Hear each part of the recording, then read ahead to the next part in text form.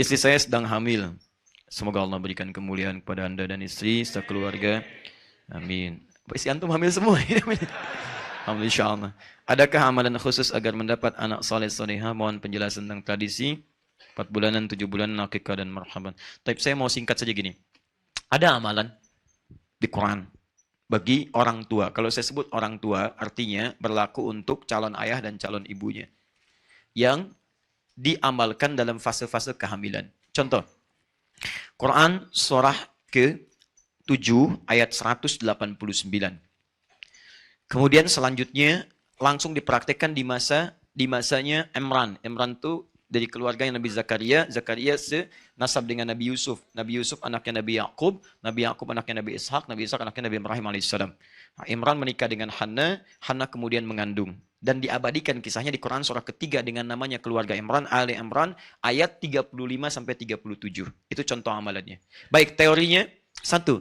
Dianjurkan bagi kedua orang tua itu untuk memperbanyak doa kepada Allah Subhanahu wa taala. Doanya minta agar dikaruniai anak yang saleh. Dalil spesifiknya Quran surah 7 Al-A'raf ayat 189. Falamma taghasyaha hamalat hamlan khafifa famarrat bi walamma athqalat da'wa Allah rabbahuma la in ataitana salihah lanakunanna minasyakirin. Jangan teruskan ke ayat 191, khusus di ayat 190-nya saja. Perhatikan baik-baik, lihat.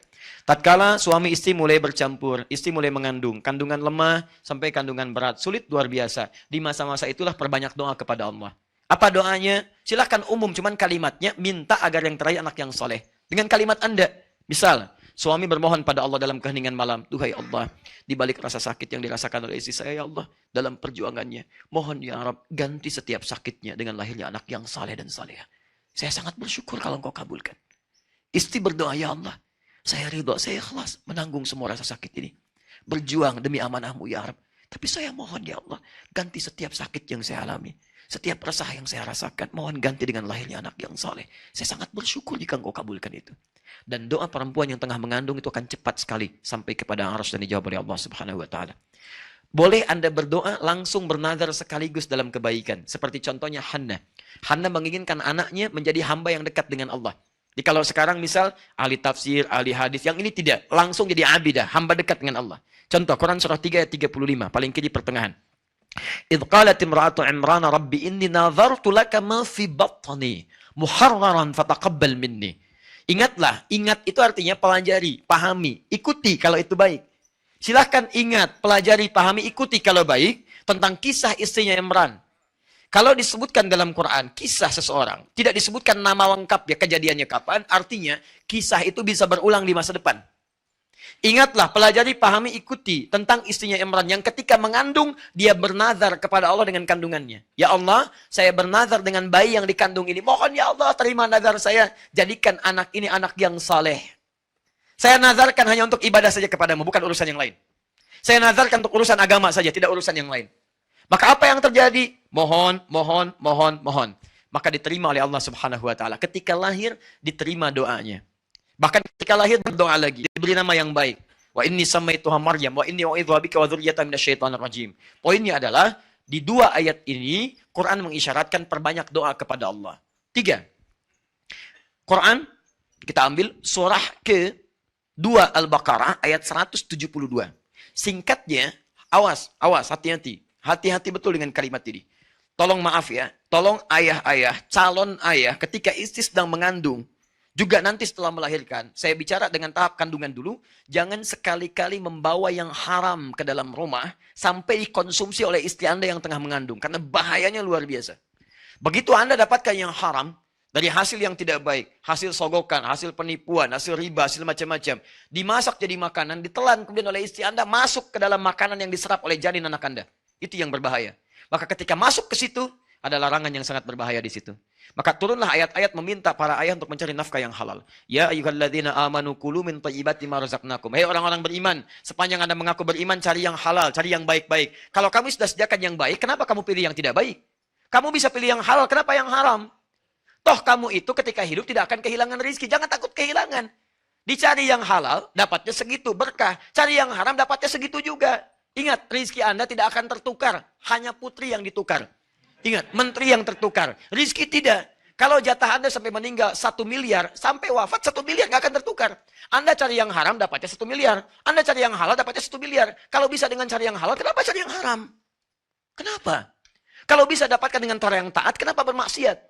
Bedanya di keberkahan. Rizki yang berkah itu menghadirkan segala kemuliaan dalam hidup Anda. Dia tidak akan kehilangan rizki. Jangan khawatir, jangan takut.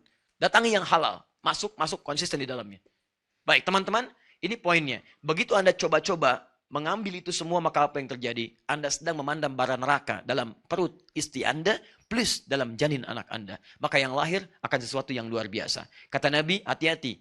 Paling minimal doanya sulit akan terhijab dengan yang haram itu. Ya, awas. Tsumma dzakara rajulan, Nabi mengisahkan seorang lelaki yutilu safar, menempuh perjalanan panjang. Asa-asa akbar, sampai berpenampilan dekil, kumal. Maaf, yamuddu yadayhi ila sama, tangannya diangkat ke langit. Fayaqulu ya Rabb, ya Rabb. Dia melakukan 3 amalan untuk mempercepat dikabulkannya doa. 1, perjalanan panjang karena Allah. Dia ingin bertobat karena Allah. Perjalanan ingin berdoa karena Allah. 2, mengangkat tangan. Doa orang yang mengangkat tangan lebih cepat dikabulkan dibandingkan dengan yang diam. 3, menyebut al-asma'ul husna. Orang yang memulai dengan al-asma'ul husna lebih cepat dikabulkan dibandingkan dengan yang tidak. Dia melakukan ketiganya. Seharusnya 3 kali lebih cepat dari orang biasa. Tapi kata Nabi, anna yustajabu lidzalik. Mustahil doanya bisa dijawab. Mustahil, mustahil, mustahil. Mustahil. Kenapa? Maaf, mat'amu haramun. Karena makanan yang masuk ke perutnya haram. Perhatikan sini. Ini apa? Gelas. Isinya apa? Halal atau tidak? Apa fungsi air? Menghilangkan haus. Kita cek. Bismillah. Alhamdulillah. Sekarang lihat. Gelas ini kosong atau berisi? Atasnya ada penutupnya atau tidak? Tidak. Isinya apa? Air. Kalau saya masukkan spidol, bisa nggak? Bisa. Masuk. Kan? Bismillah. Lihat sini. Ini atasnya terbuka, saya masukkan spidol, masuk. Saya masukkan uang, masuk tidak? Masuk. Saya masukkan. Saya masukkan mutiara, masuk tidak? Tergantung. Kalau mutiaranya sebesarnya tidak. Ya. Di poinnya, kalau kita kikis-kikis, masuk. Sekarang persoalannya, lihat sini. Kalau saya tutup begini. Saya masukkan spidol, masuk tidak? Saya masukkan koin, masuk tidak? Seperti itulah orang yang bermaksiat di hadapan Allah. Ketika yang haram masuk dalam dirinya, maka akan ada sekat dalam jiwanya. Naktas sauda. Kalau semakin banyak masuk yang haram, jadilah seperti ini.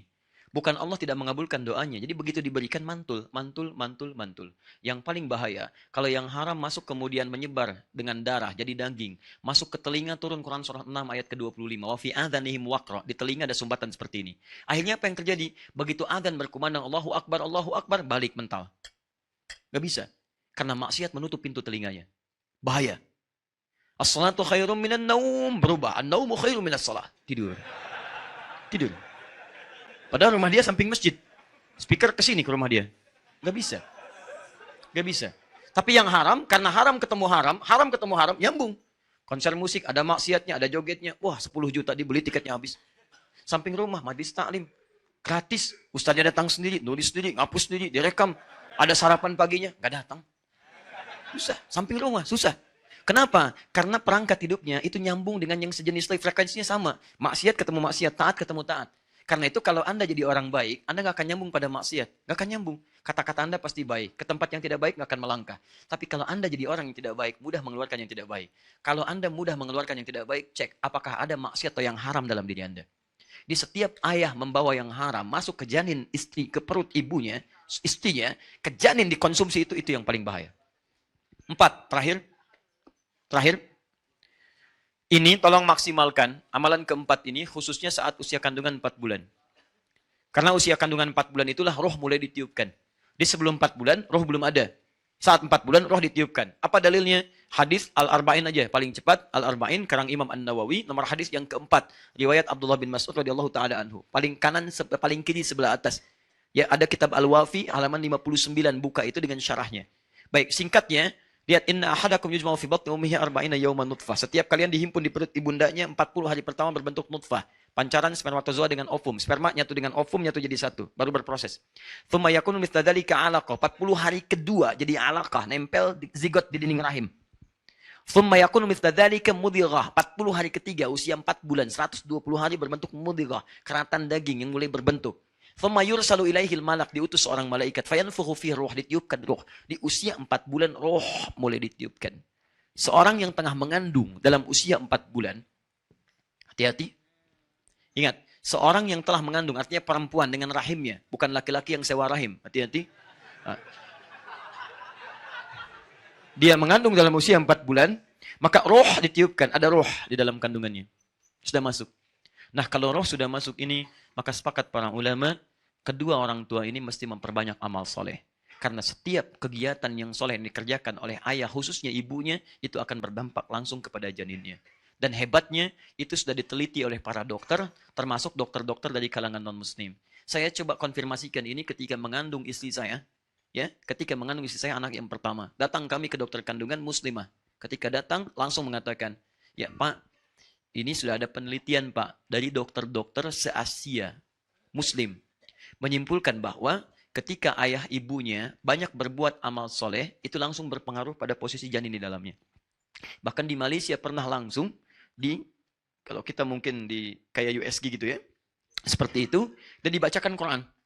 Begitu dibacakan Quran, kemudian dilihat di 4 dimensinya, ternyata posisi janin itu tiba-tiba berubah seperti bersujud. Nah, hasilnya ternyata luar biasa. Semakin banyak orang tua yang berbuat amal soleh. Misal, Anda rajin baca Al-Quran, rajin menunaikan sholat, tahajudnya macam-macam. Itu akan berdampak pada keadaan janinnya. Sebaliknya, orang tua yang rajin maksiat akan berdampak dahsyat pada keadaan janinnya. Nah, ternyata pembuktian luar biasa. Saya coba itu semua. Ya, jadi ketika istri misalnya tengah mengandung, baca Quran pun. Baca Quran, bismillah. Kalau capek tempelkan earphone-nya. Ayo, tempelkan. Ketika keluar, tempelkan. Apa yang terjadi? Begitu lahir anaknya, ada kecenderungan luar biasa pada kebiasaan saat mengandung. Dia begitu lekat dengan Quran. Sampai kami beri nama Muhammad Hamilul Quran. Saya pergi dakwah, itu di rumah, ini mungkin sharing saja. Anda bisa praktekkan, tidak harus lo jadi ustaz. Ya, kita bikin beli speaker aktif. Ya. Kemudian diisi dengan murattal. Isi murattal. Itu 24 jam bunyi terus. Kami keluar pun ada. Dan hasilnya enak, Pak. Gak percaya silakan. Rumah kita tuh sejuk, tenang. Dengan suasana Quran. Nyala aja terus. Anda keluar pun biarin aja begitu. Dan rasanya beda ketika mati akan lain. Kayaknya ada yang hilang gitu. Ada yang hilang, minimal suaranya. Dia gak enak lah pokoknya. Gak enak. Nah, suasananya gak nyaman. Tapi yang paling dahsyat adalah, satu kali saya pulang, anak itu nangis tak berhenti. Saya bilang, kenapa ini? Gak tahu dari tadi gak berhenti katanya. Saya dengarkan, coba kembalikan ayatnya ke Ar-Rahman. Begitu dikembalikan, dia diam. Balikin lagi ke yang tadi. Dia nangis lagi. Begitu terdiam, saya menangis seketika. Ternyata ayat yang didengar tadi sedang berbicara tentang surah-surah kiamat. Dia sering mendengar. Surah-surah itu menggerakkan jiwanya untuk mengeluarkan air matanya. Begitu dikembalikan ke surah-surah yang sejuk, dia diam lagi. Dan anak ini pertama kali bisa merangkak mengejar tilawah kami. Saya sedang isi dengan murajah, dia mengejar tilawah Quran. Dia rebut mushafnya. Begitu mendengar suara Quran. Dan dia bisa merangkak di situ. Dia bisa berdiri ketika mendengar suara Quran dalam sholat. Dia bawa sapu, loncat-loncat begini. Bukan loncat jalan-jalan. Ya, misalnya. Kemudian berdiri. Tahu-tahu di samping kami sudah berdiri. Dan dia bisa berdiri dengan mengejar Qurannya. Tapi hati-hati yang penting, ketika sudah dekat dengan Quran, nah jangan Anda hadirkan lawannya. Salah satu lawannya itu musik-musik, apalagi yang tadi yang ada maksiat-maksiatnya, dia akan lupa lagi di situ. Ya, bukan berarti haram dalam konteks itu ya bukan, tapi akan mengganggu frekuensinya di situ. Dijauhkan dulu, kecuali hal-hal yang bisa membantu notasi-notasinya. Nah, saya kembalikan lagi teman-teman sekalian kepada yang tadi, ayo kerjakan. Sebaliknya, saya langsung menangani kasus dan ini nyata. Saya sendiri yang tangani pada saat itu. Maaf. Ada seorang ibu, solihah luar biasa. Suaminya juga saleh. Datang bawa anaknya, belajar di kelas kami. Di awal-awal saya datang ke Indonesia, kemudian mengajar, 30 anak saya kumpulkan. Itu Masya Allah. Apa yang terjadi? Anak yang lain rapi, dia pun rapi, duduk gitu kan. Setelah itu mulai dia bergerak. Setelah selesai pengajaran, tiba-tiba ibunya datang. Ustadz, saya terima kasih katanya. Kenapa terima kasih? Saya bingung. Kenapa bingung, Bu? Anak saya, kalau saya bawa kemanapun, itu selalu saya tunggu di depan kelas. 5 menit pasti oleh gurunya diantarkan lagi. Oh begitu Bu ya? Kenapa? Gak tahu Ustaz, kok di sini bisa baik? Ya udah saya lihat dulu. Begitu pertemuan selanjutnya mulai muncul adatnya lagi. Apa itu? Mengganggu kawannya, macam-macam. Lupanya dia mengamati, menyesuaikan, mulai muncul. Kita perbaiki pelan-pelan. Baru di situ saya paham, ini kenapa kok anak beda dengan ibunya? Pasti ada yang salah. Pasti ada yang tidak nyambung. Saya menduga saat itu barangkali ini diadopsi. Ternyata betul ketika saya tanya, Ustadz mohon bisa dipahami, anak itu sesungguhnya kami angkat adopsi, kami selamatkan bahasa dari seorang ibu yang mengandung anak kembar. Dua-duanya kemudian diadopsi, satu oleh seorang artis, satu oleh kami. Kenapa? Kami selamatkan karena ayahnya suka mencuri, ibunya suka mabuk. Bahkan saat mengandung pun masih mabuk juga. Masuk. Yang haram yang terjadi, anaknya sulit luar biasa. Ya, jadi apapun bisa terjadi. Orang selang tarawih dia petasan. Dan bukan tanggung-tanggung, dia lemparkan tempat orang sholat. Dia pergi, kan? Yang kena ibu bapaknya. Itu nyata. Betul, datang macam-macam lah gitu. Nah, itu susah, itu masih kecil, Pak. Bakatnya di situ. Kecil ya.